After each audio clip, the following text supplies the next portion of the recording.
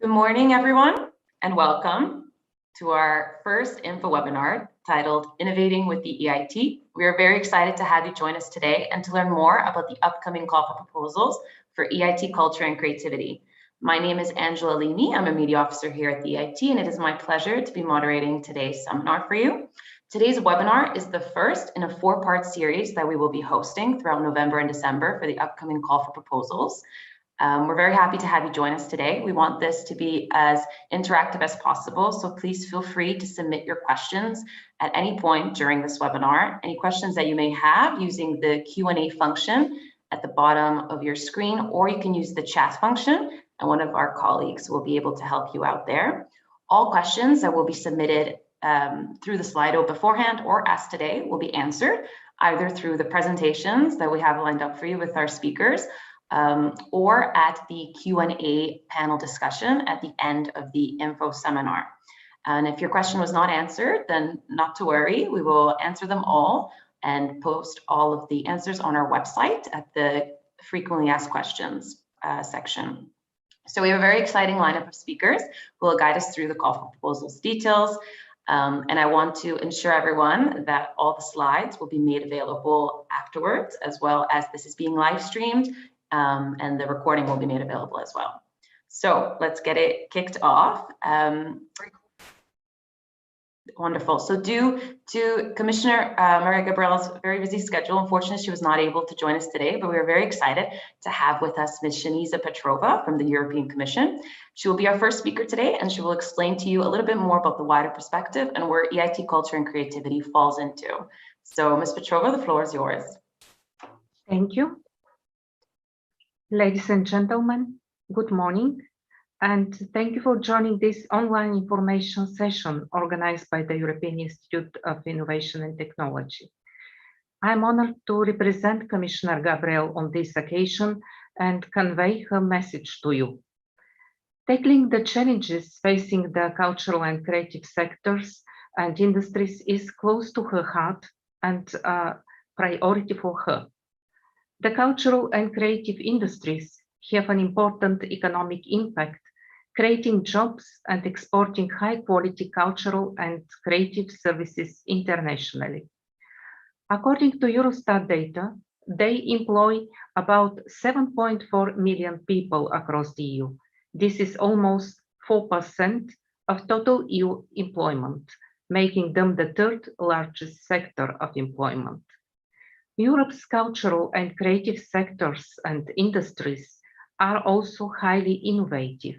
Even the most traditional media like art, music, theater have for centuries driven progress, spread new ideas, pushing our societies forward. Today, new disruptive technologies create challenges for many of these sectors, but they also create enormous opportunities for them to evolve and reach wider audiences. This is particularly important in the context of the COVID-19 pandemic. Lockdowns, physical distancing, and restrictions on travel have been particularly difficult, leading to the suspension of many cultural and creative activities. In 2020, Europe's cultural and creative economy lost roughly 31% of its activity, worth almost 200 billion euros. However, we have already seen many examples of the cultural and creative sectors and industries finding innovative solutions to be able to continue to operate and enrich our lives. So this call for proposals to establish a new knowledge and innovation community, culture and creativity, comes at the right time. It gives us opportunity to harness and build on innovative new approaches and to channel much needed investments into the sector. It is also important to say that the European Commission has been already working to support Europe's cultural and creative sectors. Our Creative Europe program has the budget of 2.4 billion euros. Its aim is to invest in actions that respond to the challenges faced by Europe's cultural and creative sectors and helps increase their economic potential. This is where linking to the work of the EIT makes sense. As Europe's largest innovation ecosystem, the EIT has built an environment of partnerships that support the growth of innovation in a wide range of areas, which is now expanding also to the cultural and creative sectors. This goes hand in hand with Horizon Europe program with a budget of 25.5 billion euros. The program supports actions to boost innovation and competitiveness, including the work of the EIT. For the first time, it includes a cluster dedicated to culture, creativity, and inclusive society. We are proud of the work that is already underway, but more can always be done. So we are delighted that this new knowledge and innovation community will help to do even more. The partnerships will bring people and organizations together, sharing knowledge and developing entrepreneurial skills. This will be particularly important in helping to harness the opportunities and overcome the challenges that face the cultural and creative sectors. But perhaps the most exciting part of this opportunity is that it is in your hands. You have the opportunity to shape how it will deliver new entrepreneurial courses, new business creation and acceleration services, and new products and services for students, entrepreneurs, and innovators. And you are the best placed to propose how a new partnership can truly help increase Europe's ability to innovate. In a moment, I will hand over to Martin Kern, the director of the EIT, to explain more about the work of the EIT. But before that, please let me conclude by thanking you for your interest and wishing you the best of success in the future. Thank you. Thank you, Ms. Petrova. And indeed, we're very excited at this new opportunity. So now I would like to pass on the virtual floor to Martin Kern, the EIT director, who I believe is best placed to tell you a little bit more about the EIT as Europe's largest innovation ecosystem. Go ahead, Martin. Thank you very much, Angela. Many thanks, Ms. Petrova, for those opening remarks. And let me welcome all participants on behalf of the whole EIT community. We're really excited to see so much interest in our new knowledge and innovation community and cultural and creative sectors and industries. And the purpose of the session today is, of course, to help you to prepare excellent proposals for the ongoing call so that we can see a very, very powerful new innovation community joining the EIT overall ecosystem. So let me share my screen with you for a short presentation on some of the key elements of the EIT model, and especially why we believe that this sector is ripe for an innovation community, and why EIT support can make a massive impact, positive impact here. This essentially rests on two elements. We believe innovation can be catalyzed by the EIT for the field of culture and creativity, because it's not only extremely rich and diverse area with an amazing tradition and amazing track record in Europe, but the strengths of diversity can very often also be a weakness, because it can lead to fragmentation and silos across Europe. And that's why EIT wants to turn that into one of the key strengths. And we believe a knowledge and innovation community where all the different actors work together across Europe, across the different sectors, can be the solution to overcome that and unleash a lot of innovation potential. Secondly, as Ms. Petrova already mentioned, this sector has been extremely hard hit by the pandemic. 200 billion euros of economic activity lost in 2020. That's a very, very strong figure and a very worrying figure. And of course, in 2021, there has been still such negative impact. So it is now probably more than ever the time to support this sector, and with a strong investment from the EIT, we believe we can unleash the innovation potential and accelerate many changes that are already ongoing in this sector, because many of the sectors in the cultural creative field are already undergoing transformations, but not often enough in Europe we are fast enough to actually be the first to bring innovations to the market and bring them to the citizens. And we believe the EIT model is the suitable one to accelerate this process. And this is because it has unique features that were developed over the last 10 years and also tested in practice. So we believe we have a functioning model that can deliver innovation, and it rests on some of the following key elements. First of all, EIT's innovation ecosystem is the largest in Europe. So a new knowledge and innovation community for culture and creative field will join an existing ecosystem that has functioning success and that is continuously delivering innovation and entrepreneurship.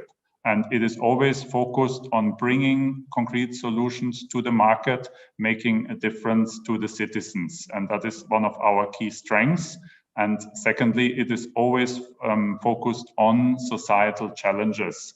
And this is what you can see with the existing 8 knowledge and innovation communities that already are operating, some of them since 2010, in the field of accelerating the transition to a zero carbon economy with EIT Climate Kick, with EIT Digital, which drives Europe digital transformation, EIT InnoEnergy working on sustainable energy future for Europe, EIT Health, helping more innovation to be brought to citizens and greater opportunities for a healthy life, EIT Raw Materials, EIT Manufacturing, EIT Urban Mobility, and EIT Food. And those 8 existing knowledge and innovation communities will now be joined by a 9th one, which can bring out all the strengths in the creative and cultural field.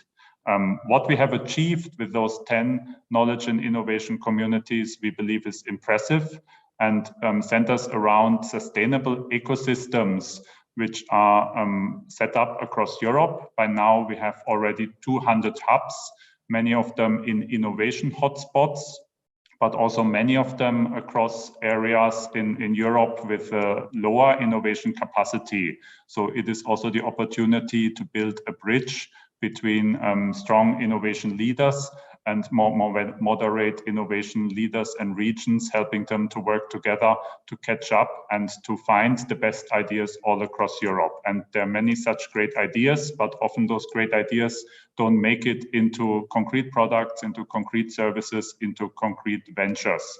And as you can see with those figures here, EIT has been very strong in doing so, supported over 3,800 ventures, and close to 3,000 partners are currently working together all over Europe with our 8 knowledge and innovation communities. And it's not only that this helps to create new companies, to help to bring new product services on the market, but these are special ones that can make a difference. As you can see, together, our startups supported by the EIT have raised close to 4 billion euros in investments from the public and private sector, and they include success stories such as Northvolt, which is aiming to produce the world's greenest batteries, or the electric jets of Lilium Aviation. And those are just 2 of the highlights, 2 of our success stories. So we hope with the help of you, with the help of your proposal, with the help of your strategy, we can deliver more such success stories in the field in culture and creativity as well in the future. Now, what are some of the key elements? And I will stay here only at the very high level, as my colleagues will, of course, elaborate on this later today and also in the upcoming seminars.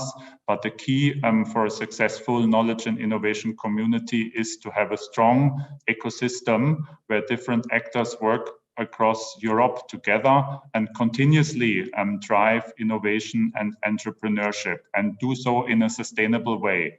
And in a sustainable way, we also mean financially sustainable. It means after an EIT investment over a number of years, the activities and the ecosystem are expected to self-sustain through the success of their innovation and through their success of their activities. And that's a very, very core element, because it keeps everyone focused on the success of those innovations, as that drives the strategy for the EIT and for each of its knowledge and innovation community. It is also focused on a long-term strategy. So it's not an individual project, but it's an opportunity to work together to make a systemic transformation over time. Knowledge and innovation communities will be supported from the EIT for 7 to 15 years. So that is a key aspect, that it is about making an impact that is transformational and that really overcomes some of the systemic weaknesses or systemic issues sectors face. And of course, you, the applicants for this call, are the ones who are best placed to identify those weaknesses and identify where there is the biggest potential in the sector.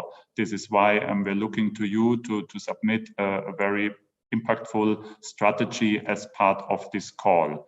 What is also unique about the EIT is that the funding is always allocated based on results. So those who will deliver more impact will receive further funding, so that there is positive correlation between the activities, between the results achieved and the support provided through the EIT Governing Board to incentivize future business plans and future implementation of the strategy. So the EIT is very much focused on the impact.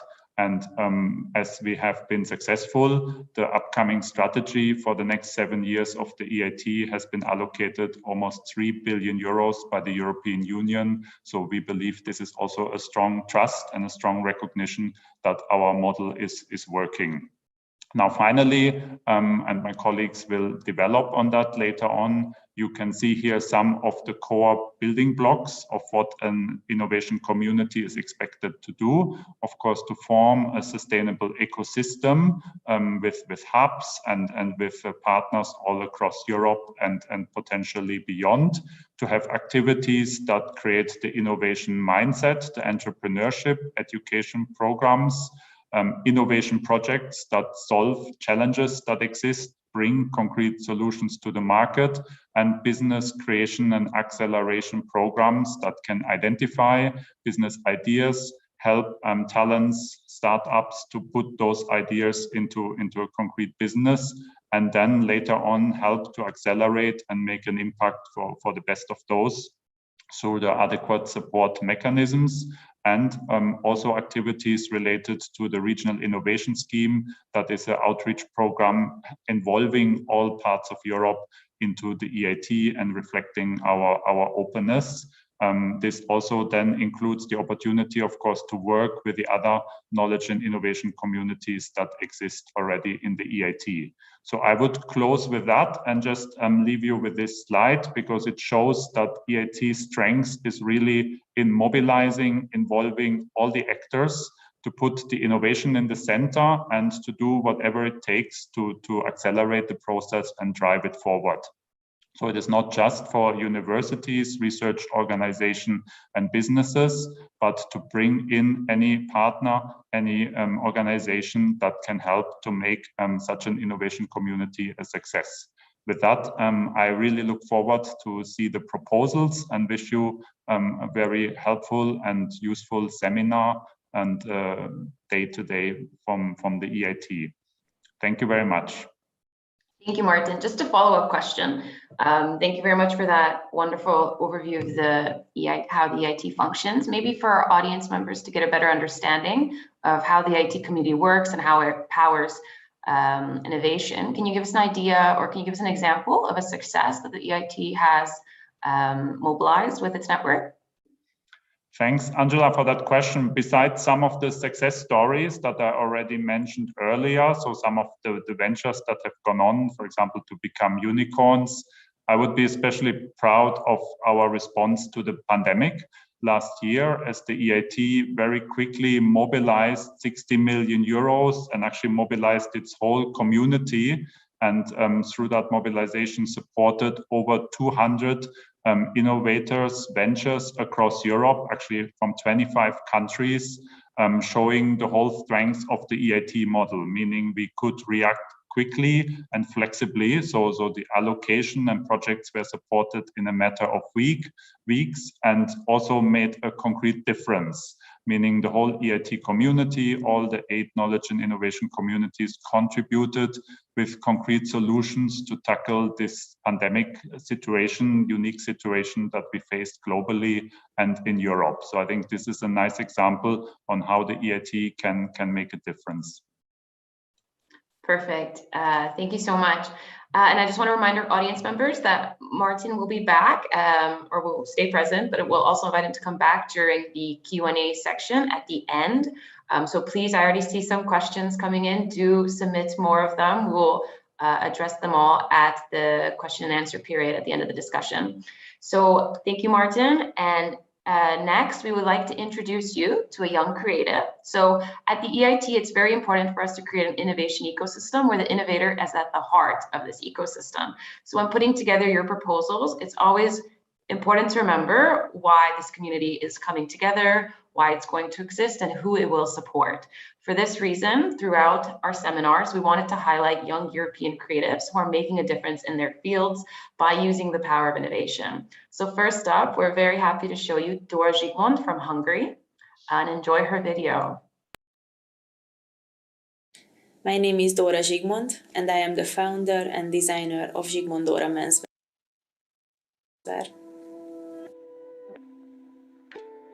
Creativity is the power to connect people, to form communities, and not only between people working in creative sectors, but also between brands and individuals.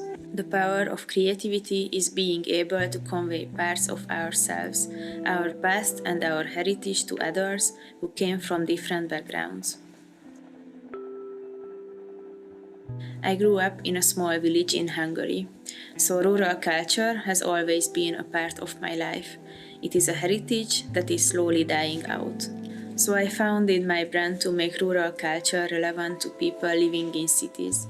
To me, that is innovation. We think of innovation as something inherently modern, but creativity and innovation have always been part of rural culture too. Peasants had countless different practices to make their lives more exciting even with limited resources. Traditional handcraft techniques, coloring with dyes provided by nature, using up every inch of the fabric they bought or made by hand, repurposing old fabrics passed down through generations. These are all innovations from the past that I carry on with my brand. Innovation is possibilities. Innovation for me is a form of resourcefulness. It's the practical use of imagination that holds our lives together. It propels us forward, keeps the world moving. And that also means sustaining. Innovation is finding ways to sustain. Sustain our resources, our environment, values, traditions, our barriers even. It's the circle of life. It's inevitable and it's beautiful.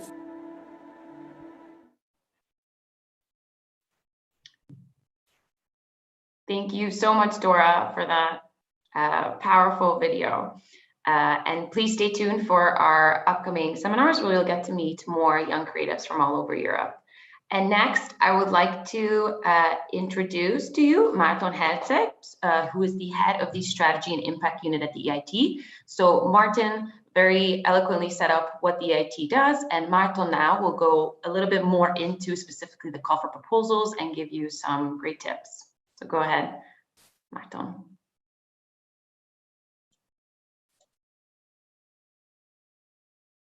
And yeah. Thank you very much. I hope you can see my slides now. Thank you very much, Angela, and good morning to everyone. It's a pleasure for me to be here with all of you today. I also would like to warmly welcome all the participants of today's webinar. Great to see so many of you have joined now. And I truly hope that this series of webinars will be a really good basis for you to prepare for the call. We aim at sharing all the information we need, of course, also answering questions, either directly this meeting or later. But let me here share with you the core roadmap and the timeline details, the evaluation process and the criteria, as well as some lessons learned from earlier calls, basically as hints for the preparations for this upcoming call itself.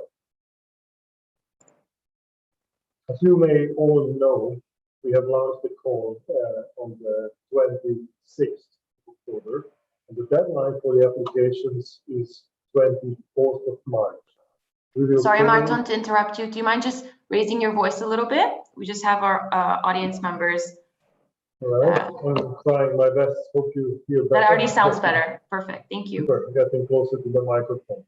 So basically, the call will be open until the 24th of March, 5 o'clock afternoon, Brussels or Budapest time. This is a very hard deadline, so probably it's good to plan for submitting your proposals a little bit in advance, maybe a few days before the closing deadlines to avoid any technical problems. This roadmap illustrates the steps completed so far, but also those coming up until the potential designation of the winning team in the late June 2022, following the governing board hearings, which are scheduled for the 22nd of June next year, right? So for the potential applicants, there is a lot to do until then still. I would like to share some details about the evaluation process that will happen once you submit the proposals and before the hearings to the governing board. Until that, of course, the candidates will need to get commitment and intensive planning to form and manage the consortium, complete the application procedure on the Horizon Europe dedicated website. So let me outline all the conditions and administrative aspects and the award criteria map. As you may have seen in the core text, the set of core criteria comprises of different aspects: admissibility, eligibility, exclusion, and financial capacity, operational capacity. These are the basic criteria which all consortia needs to meet in order to pass through the technical evaluation criteria. This evaluation is going to be done by independent external experts. And then afterwards, those consortia which are passing at least 70% during the technical evaluation criteria will be invited to the hearing with the EIT governing board. So let me give you the details about it. First and foremost, admissibility. These are simple criteria that you need to submit your proposals via the dedicated system of the European Commission. You must complete all the mandatory parts, of course, within the deadline I have mentioned. The proposals are invited to be submitted in English, otherwise the EIT they ask for a translation of specific documents if you send them in other languages. In terms of the eligibility, the consortium is composed of minimum 3 but maximum 50 independent partner organizations. And these partner organizations should be established in minimum 3 different EU member states. At least 2/3 of the partner organizations come from different member states, though. At least one higher education institution, one research institution, and one private company from the consortium. Again, these are the basic minimum requirements, and it's needed to be eligible to be passed to the evaluation stage. The same holds for the exclusion and the financial capacity criteria, of course. There are several situations referred to in the EU financial regulations, such as bankruptcy, insolvency, breach of tax, social security obligations, professional misconduct, fraud, corruption, money laundering, irregularity, etc., which, of course, form a basis for exclusion. At the proposal stage, a declaration of honor and exclusion criteria and absence of conflict of interest requested. For the winning consortium, also recent evidence will be requested, registration, tax certificates, other judicial recourse. For the financial capacity, aligned with the Horizon Europe criteria, the purpose to demonstrate sufficient liquidity to cover short-term commitments, solvency, to cover medium and long-term profitability, to ensure at least self-financing capacity and proposal stage. Financial self-check where the full recent financial viability check for other EU projects is needed. In case this is weak or insufficient, financial capacity mitigation measures such as replacing the coordinator, additional monitoring and reporting, cancellation of designated may happen. However, public bodies are exempted from this financial check. Again, only the admissible and eligible proposals will pass to the next stage of the evaluation. The coordinator's familiarity needs to be proven under the operational capacity criteria. At least one project with a total budget exceeding 3 million euro must be among the references, just as well as at least one project with at least 2 other partners from at least 3 different European countries and from at least 2 sides of the knowledge triangle. They also have to demonstrate that they have participated in at least 2 EU-financed projects. When it comes to the necessary capability and experience of the key members of the interim management team, such as the Chief Executive Officer, the Chief Operational Officer, and the Chief Financial Officer, there is a predefined work experience relevant to the position and the work experience in the core thematic field, such as the work experience in an international environment. Again, these are basic minimum requirements. And once a proposal meets all the admissible and eligible proposals, they will pass to the next stage of the evaluation. So, in terms of the award criteria, in the evaluation conducted by external experts, we will look into 3 main aspects. The first one is excellence, and within that, strategic approach, where the relevance, the specificity, and the added value of the strategic approach, aiming at the excellence, and the proposed focus within the team, as mentioned by the director, it's up to you, the candidates, to find which are the most suitable ones, and also to demonstrate the applicability of the EIT KIC model to tackle this societal challenge will be needed by applying the EIT model, multidisciplinary approach, integration of the knowledge triangle, and fostering entrepreneurship innovation throughout and across entire Europe. So the relevance and the specificity of the strategy to become a sustainable, also financially sustainable, institutionalized European partnership will be evaluated. In terms of the innovation potential, the consortium's innovation potential will be evaluated to implement this future KIC strategy, demonstrated by the combined quality and the commitment of the partners, including small and medium-sized enterprises, forming a diverse, balanced, and collaborative and world-class partnership to improve the innovation capacity of local ecosystems, including that through the EIT Regional Innovation Scheme, in accordance with the EIT Strategic Innovation Agenda, which is targeting modest and moderate countries according to the European Innovation Scoreboard. And also the openness to integrate new partners will be evaluated. Under synergies, the evaluation will look into demonstrated added value and the readiness to establish the concrete synergies and complementarities, positioning of the future KIC towards other relevant public, private, third sector initiatives at the EU and member states and other levels. The second main group of aspects is the quality and efficiency of implementation.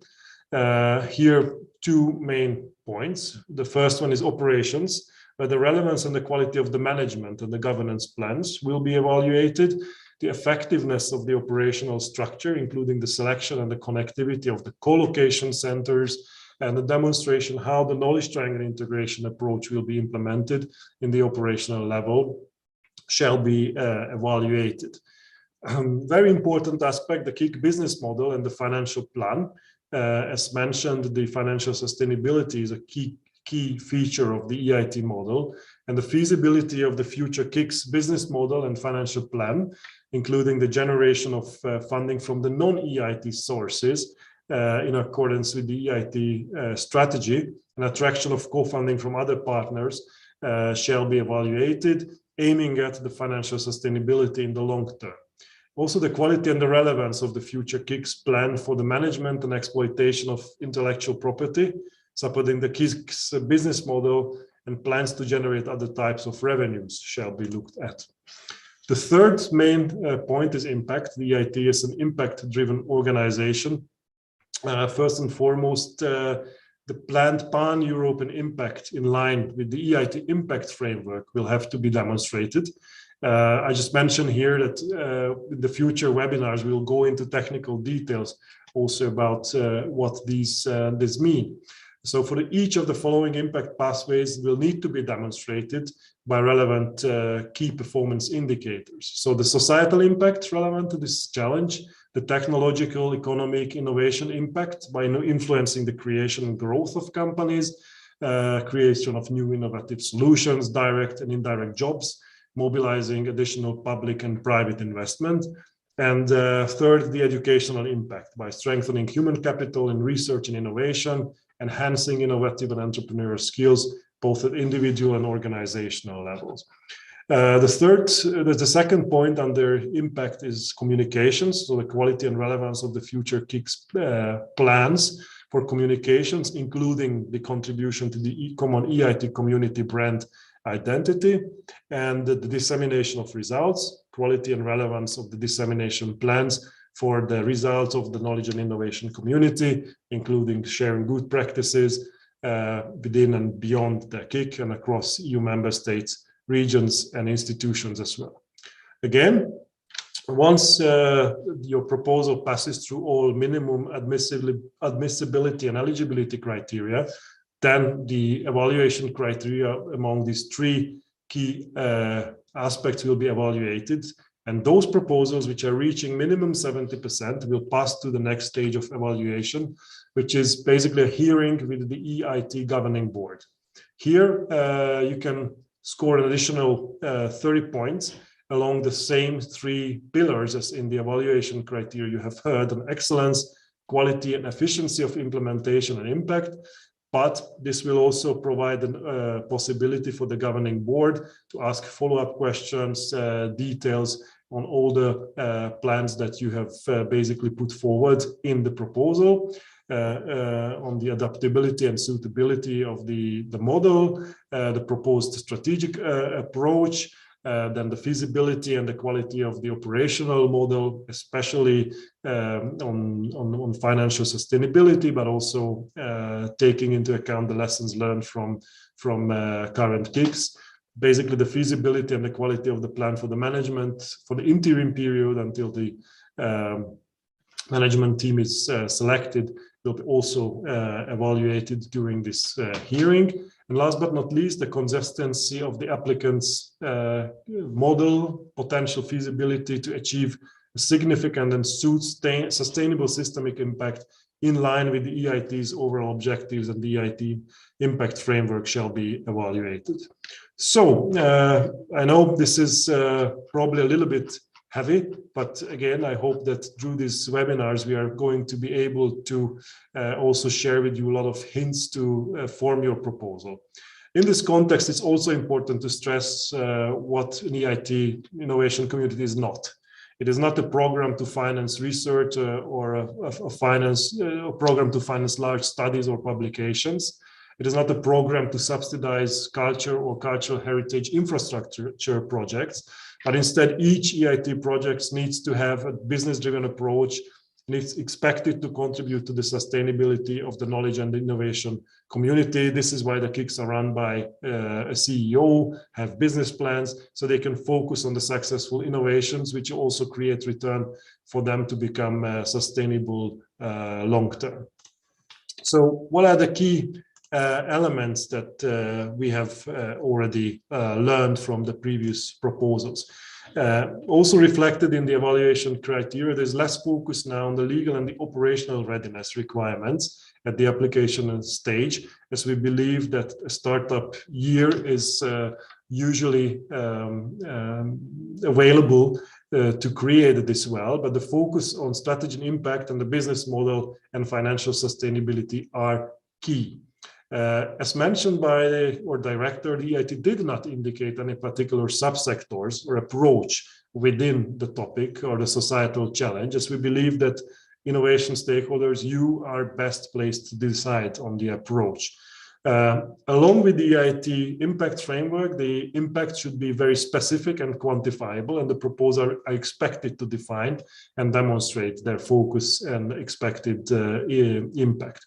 The added value of the proposal needs to be explicit on what is intended to be achieved and why it cannot be achieved by other programs.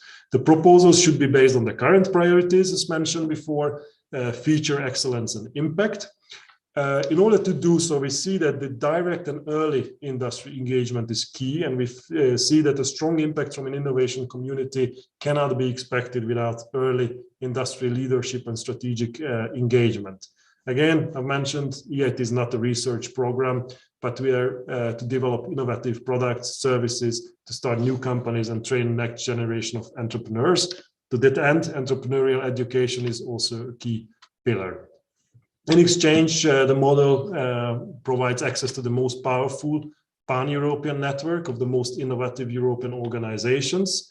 In order to get there, on the other hand, it's extremely important to plan ahead in good time for the future development of the ecosystem beyond the starting partnership, but also for the placement of the legal entity, the headquarters of the innovation community, the co-location centers, and also the risk hubs early on.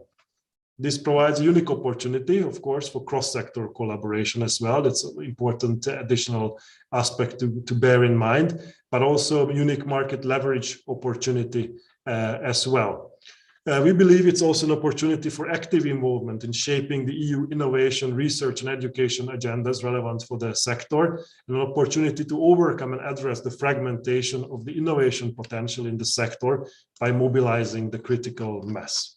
So, without further details at this stage, let me also mention that during the next weeks, we shall have more details and webinars supporting your preparations on many of the topics I've mentioned here. Thank you very much for your attention. Thank you, Márton. And I believe now we can hear you crystal clear. We apologize about that earlier sound hiccup, but just because it is very important, do you mind going back to the previous slide, especially on eligibility, and just covering the core topics since we have our audience here with us today? So we make sure they've not missed a very important aspect of your presentation.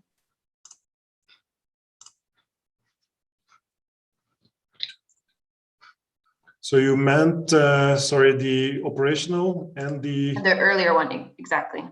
Okay.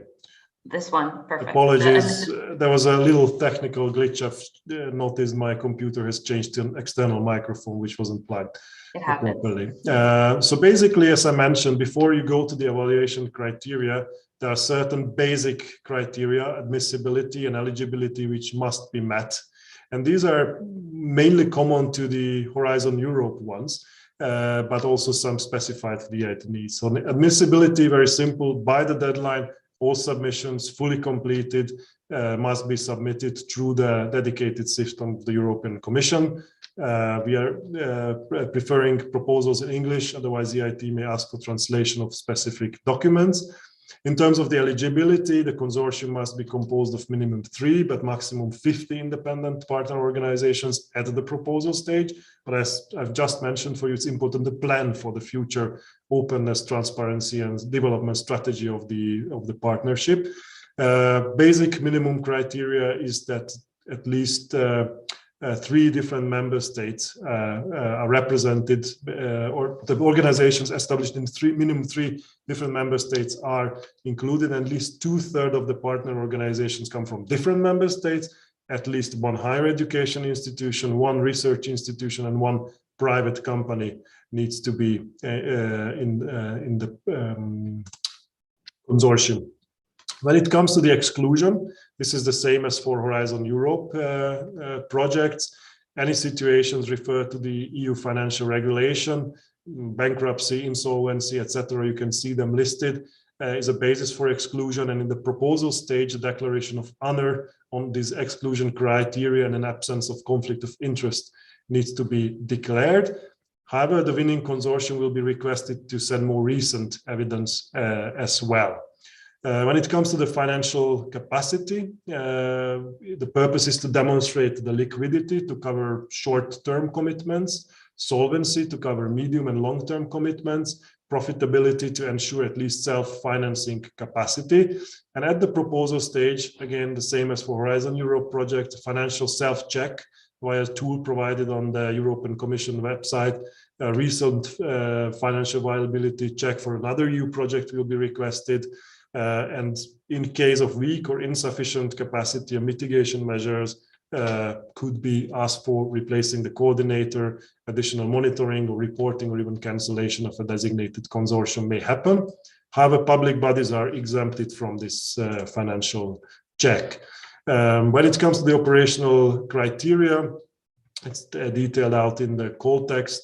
You need to prove familiarity with the EU budget, EU project management, such as minimum 3 million euros, or at least one project with at least 2 other partners from at least 3 different European countries, and that the leaders participate in at least 2 EU finance projects as well.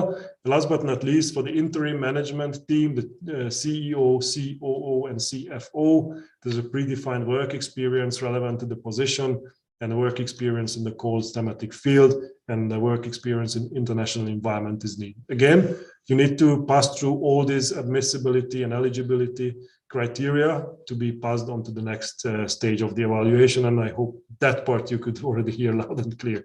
Sorry for the technical glitch. Great, thank you so much, Márton. And we have a follow-up question. Might be a bit of a difficult one to answer, but I'm sure the audience would like to know what sets a winning proposal apart. So you already mentioned some of the lessons learned.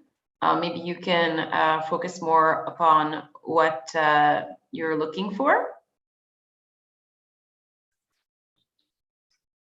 So I think the key here is, along the key aspects I've mentioned here. So first and foremost, the definition of the key areas of the strategic priorities within the field.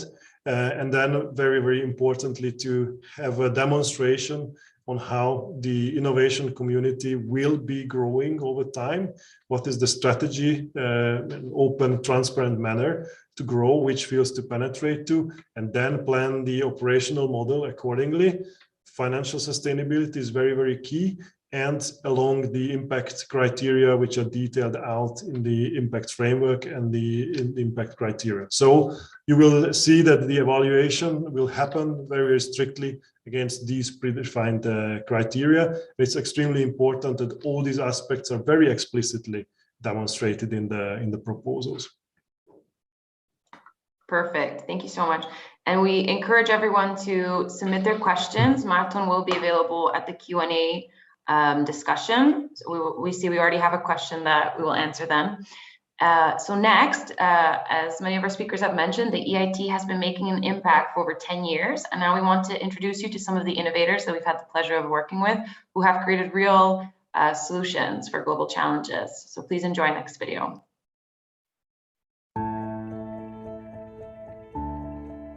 My name is Solvita Kostikova. I'm a co-founder and CEO of company Alina. Hi, my name is Andreas. I'm the CEO and co-founder of Connex. My name is Florence. I'm a co-founder of Crystalix Technologies, and we're a spin-out company from Imperial College here in London. My name is Martin Steinberg. I'm heading the launch of Stockholm 3. My name is Taavi Madiberg.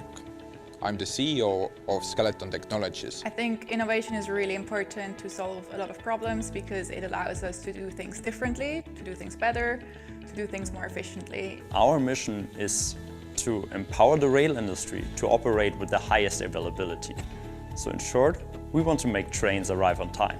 Our aim is to build a global company to enable our eco-technology for every paint and coating producer. I am confident when we meet 10 years from now, you will be driving a car with our fast charging alta capacitors. Our chemical process allows us to use waste wood as an alternative to crude oil to produce renewable chemicals, plastics and fuels. That will revolutionize the way we diagnose men for prostate cancer. After sustainable preservation is that it has positive tangible result to environment. So we've chosen to work together with EIT because I think they have a great network. EIT has ability to support this positive impact. I would love to see the EIT go into more different areas of innovation. EIT has been absolutely crucial in the support to our project by helping us accelerate the broad launch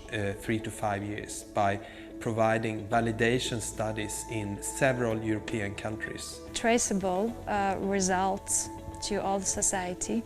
They provide access to a lot of very, very unique talent. And I think EIT brings education, entrepreneurship and the industry network very nicely together. And this is an ecosystem where I see the next industry leaders coming from.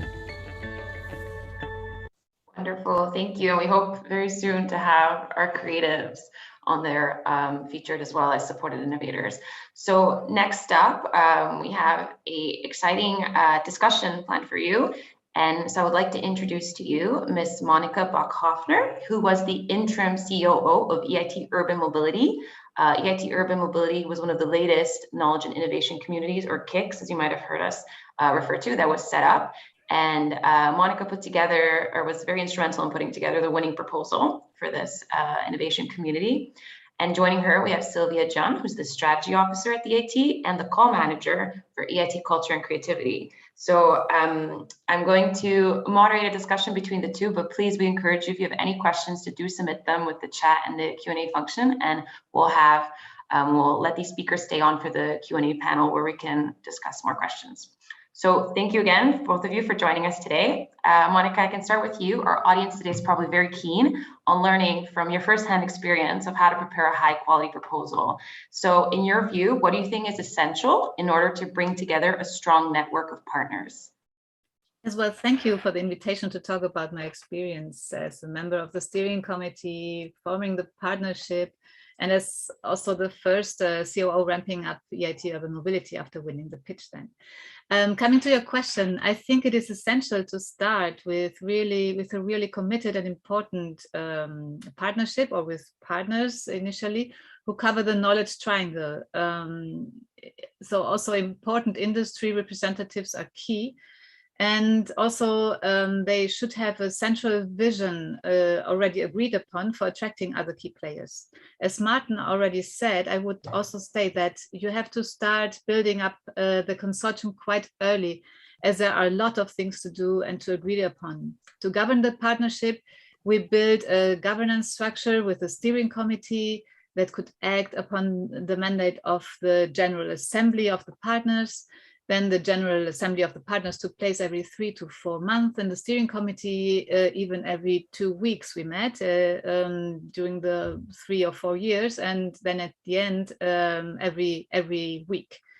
The steering committee also acted upon the mandate of the General Assembly, and as a contact point for new partners. So we were able to then talk to them and to attract them. And new partners had then to sign an accession form and an NDA, so a preliminary one before winning even.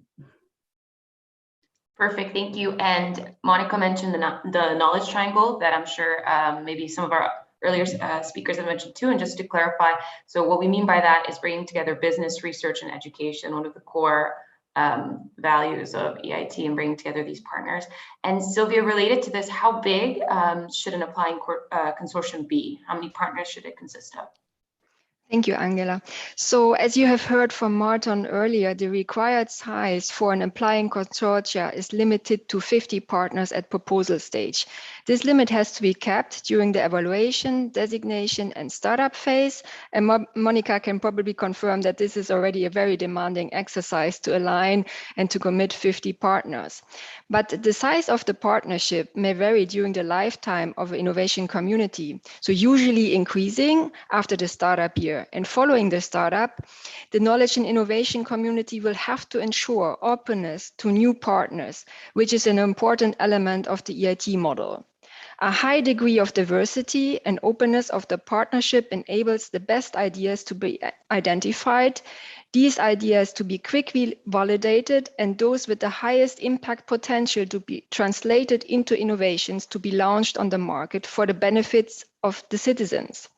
The diversity of partners is also essential, as no two companies, universities, or research institutes are the same. And also the people within these organizations are unique in terms of their skills, age, gender, culture, experience, and so on. So each partner sees the world a little bit different and has a contribution to make.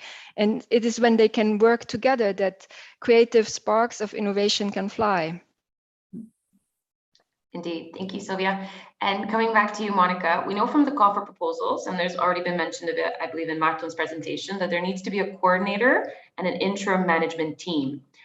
So from your experience, what would be some important skills that these individuals should bring? What should their relation be to the sector? And what kind of commitment can we expect from them? Yeah. Yes, this is really important. So on the one hand, the interim management team should consist of very committed and experienced managers, as Martin already said, who are willing to invest a lot of time in building this new company.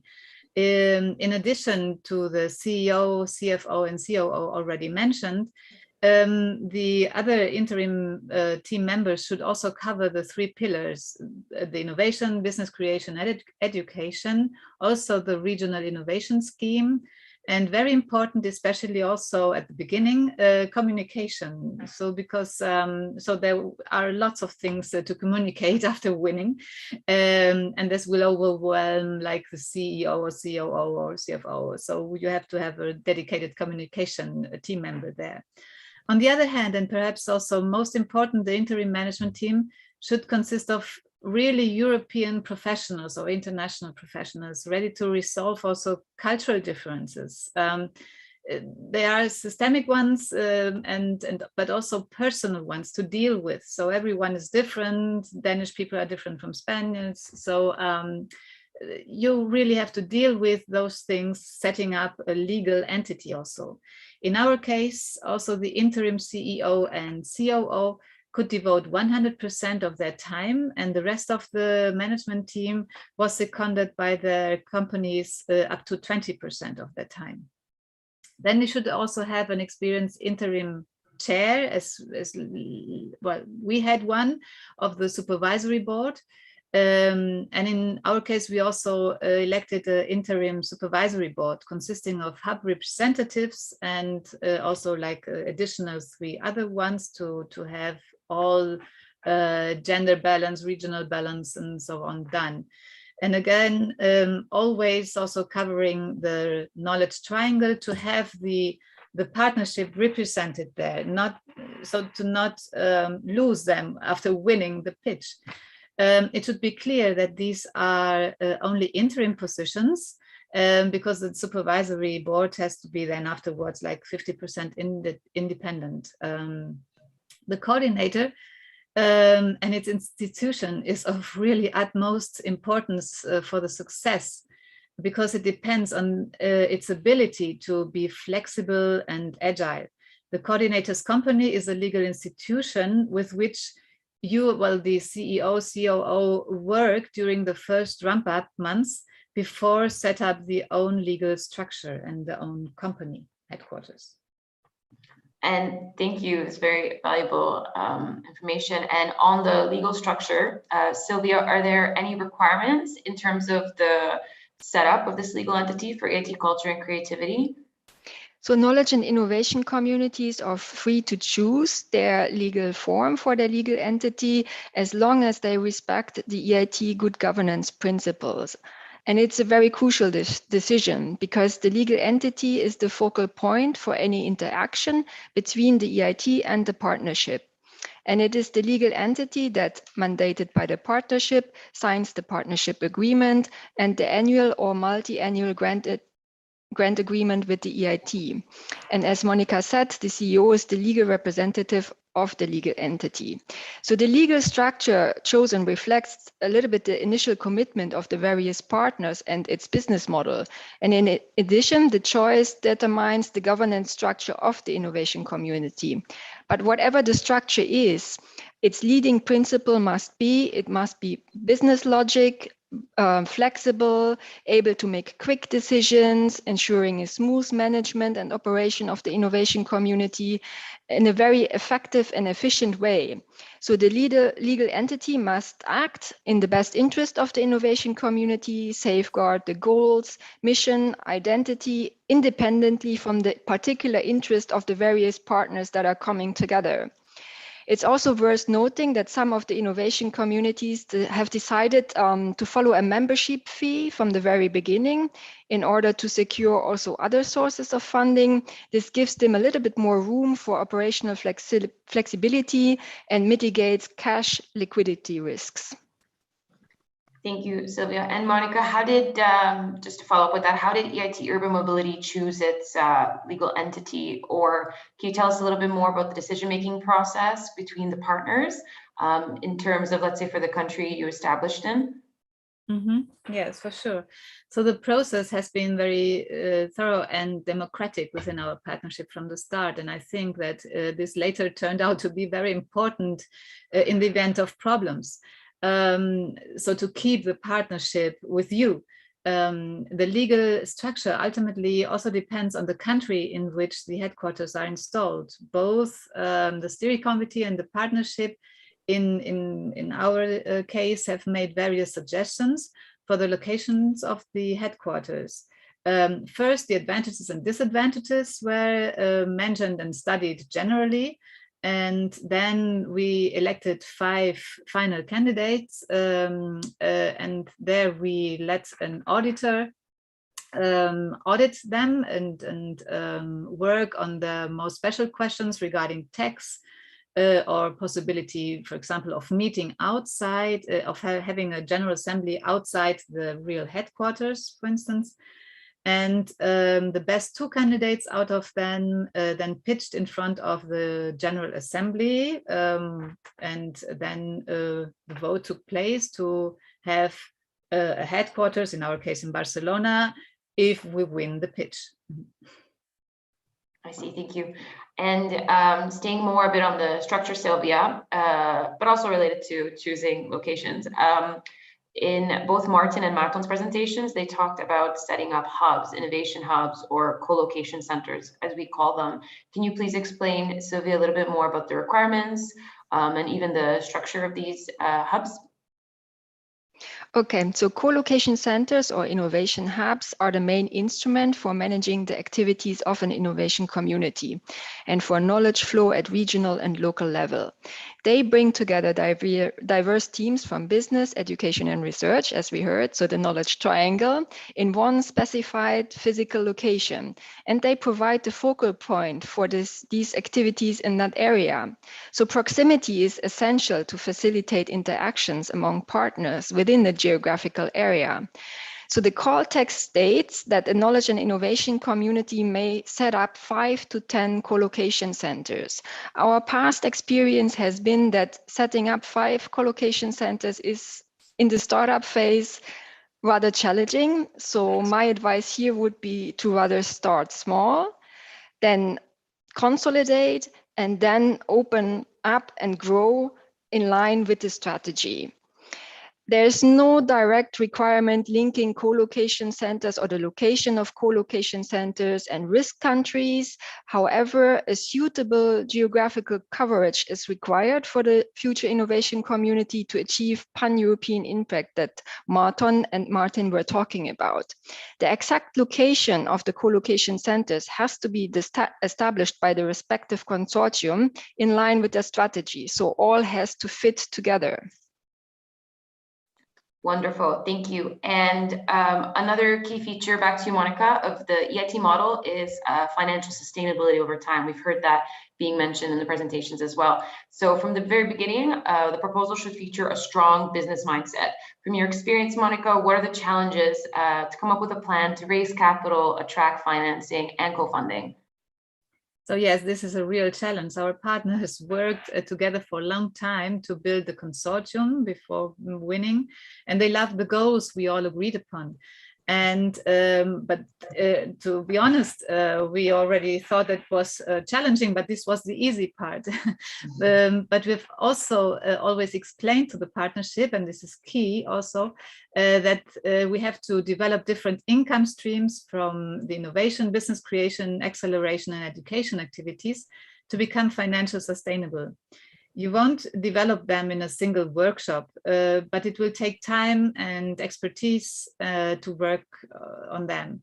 This also structures a little bit the expectations of the partners and the partnerships, and let them already know and note, your new ones, that you will need a commercial partner for every activity that you run later on in the pillars, for innovation, for business creation, and even for education activities. If you have the opportunity, because this is really kind of a new thing that you have to think, and it's not that you have to agree on a vision, because as I said, this is really more easy. My advice would be to exchange ideas and lessons learned with other KICs already running, and to really speak with the innovation directors there, how they do financial sustainable activities and programs. Perfect, thank you. And in a moment, we're going to open up the panel for Q&A. But just because we have you here, Sylvia, any last tips for preparing a proposal or for bringing together a consortium? Yeah, I think Martin mentioned in his presentation already some important lessons learned from the past, and I would like to highlight a few crucial elements again. I think that key factors for success are that they have to have a focused strategy with measurable targets and their eye on result and impact. So the forming partnerships should also be a truly pan-European one, and co-location centers should build on existing laboratories, offices, and campuses of the partners that are participating, and they then serve as a cluster for a particular region, discipline, or task. For the commitment, I believe it is important that all partners also understand the EIT's objectives, and they're involved in establishing a common ambition, as Monica said, for the future potential EIT culture and creativity. And last but not least, the identification of strategic players at different levels, so local, country level, EU level, is crucial for both to enable synergies for greater impact and also for attracting investors and additional funding. Perfect. Thank you, Sylvia. And thank you both for this, I think, very practical conversation. And now I would like to invite Martin and Marton to come back, and please do stay with us, Sylvia and Monica, for the Q&A section. So starting off with the first question, and Marton, I believe you can answer this one. It says, hello, I suppose that every EU country has his or her governmental department which could help us to submit a proposal. Can you elaborate on this, Marton? Sure, and I hope you can hear me loud and clear now. It's a good microphone turned on. Thank you very much. Basically, it's true. The answer is yes. And I think probably our colleagues can also put to the chat the link to the national contact points, because now with the new 7-year framework and the new EIT regulation and strategy, finally, the EIT also have designated national contact points, just like as for entire Horizon Europe, for the first time in each member state and associated countries, basically. And we believe that this is an effective support structure as an essential component in the implementation of the Horizon Europe and that part of the EIT as well. And the NCPs are able to provide information on the ground to advise the potential applicants and beneficiaries, also through the life cycle of the project. Local language support is also there. So combined with the EIT KIC co-location centers and hubs that we also have on the ground, now we have also these national representatives who are representing the member state as a national contact point. And I think this is probably the best entry point in that regard. Perfect, thank you. And the next question, I believe, Martin, you can answer this. It says, hi everyone, I was wondering how can you apply as a startup or as a small business? Basically, really simple, how can you start from the very beginning?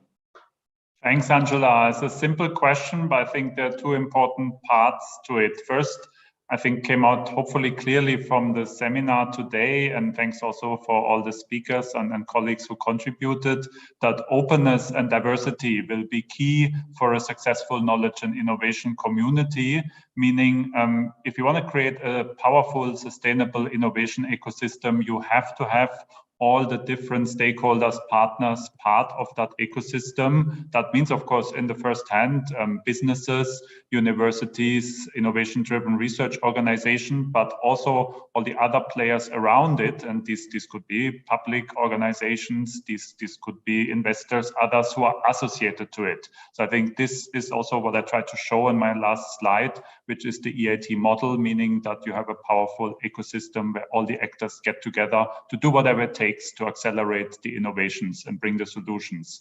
Now, that's one part. The second part is now where we are in this specific call at the stage where we're looking for the proposals and the consortia to apply. And there it's, of course, important that these consortia put together the most convincing, powerful strategy that can deliver on the evaluation criteria, which my colleague Martin presented in more detail. And for that, of course, you need a partnership, typically around 50 partners in the beginning that can deliver on this strategy. And then after the designation, build up the ecosystem. I think Monica and Silvia talked about that in the panel, what it takes to do that, to build up the ecosystem that can then launch and deliver the activities that the EIT and the KIC will support. And that, of course, means for the startups, they, of course, in the first place will be coming into the picture when the activities are launched, when startups are being selected in calls, and when, you know, accelerator programs, business creation programs, and students to become entrepreneurs are entering into the activities. Having said that, of course, it is very key that the perspective from startups, so what do they need in this particular sector, comes into the picture from the beginning and is part of the diversity when such a knowledge and innovation community is being designed. So that's maybe not the quite straightforward answer you were looking for, but I think it is key to have that perspective there. And of course, once we have this new EIT culture and creativity, this is the moment when many startups will benefit from the support that can be provided. Thank you. So our next question gives us greetings from Portugal, and it asks, just to be sure if I understand correctly, is it mandatory to establish a partnership with an entity that participated on a project that involved at least 3 million euros? I believe this is referencing your slides, Martin. Or Martin, do you mean that 3 million euros just for the proposals that should be sent until March 2022? If you can clarify that. Thank you very much. Of course, I'm happy to clarify here. I would refer back to what Martin said. So we look for consortia, of course, with up to 50 partners. And basically this 3 million euro project is required for the coordinator. So we are looking for partnerships, but for the coordinators, we need to have a proven track record. One of these track records is being one project at least with a total budget allocated or coordinated exceeding 3 million euros. So again, this is for the coordinator only. It doesn't mean that other partners as part of this consortia could not participate to it, but this is a requirement for the co-coordinator indeed. Perfect, very clear. And the next question is, and I'll ask maybe both Sylvia and Monica to answer this. I believe it's a great one, that can only public bodies participate, or can other organizations also participate? So maybe Sylvia, I'll let you answer, and then Monica, you can get into what type of organizations participate in urban mobility. Okay, thank you, Angela, for this question. So it's important to note that the EIT call for proposals is not open for natural persons, but for organizations. And here, Martin also already explained the minimum requirements. So one higher education organization, one research organization, and a private company. But then again, we have a maximum of 50 partners, and the composition of this partnership should, of course, reflect the strategy and the ambition and the goals that this consortia has. And it can include also vocational education and training providers, public institutions, financial institutions, regional and local authorities, foundations, and NGOs. Perfect. Yes, perhaps to add on that, and from the experience that we had, so the other KICs started with industry, higher research institutions, and universities, and we added to this partnership also the cities, because we were about urban mobility, right? So we had these local authorities in our consortium, or we have them still, but perhaps to say something, for building up or ramping up the consortium and also the legal entity, it might be good to have a private institution as coordinator, just to be more flexible with this. So if a public institution being a coordinator in the first year just gives more inflexibility than you would like to have. And we experienced this because Barcelona, the city of Barcelona, was our coordinator. We did great in the end, but perhaps it would have been more easy with a private institution or even a university as public institution in that case, but just for the beginning. Perfect, thank you. Yeah, so it very much was dependent on your theme being urban mobility. Thank you. And next, a question to Marton from Hakan. He says, hi, can you kindly please explain the distinction between co-location centers and EIT RIS hubs? That's the Regional Innovation Scheme Hub. That was for me, right? Yes, that was for you. All right. So indeed, I think for the co-location centers, Sylvia has already given a very good definition and explanation, right? These are the inherent parts of the basic structure, basic ecosystem of every single KIC, probably between 5 to 10 co-location centers or hubs should be established by each knowledge and innovation communities. However, on top of this, we also have a network of what we call RIS hubs. And these are hubs established in countries which are eligible for the EIT Regional Innovation Scheme, targeting modest and moderate innovator countries with modest and moderate innovation capacities. And these hubs are typically smaller ones, either local universities, agencies, representing typically one of the knowledge innovation communities, providing an entry point basically to the network on the ground, providing entry to the entire offering of the KICs. Many of the activities, most of the activities of the KICs are actually pan-European.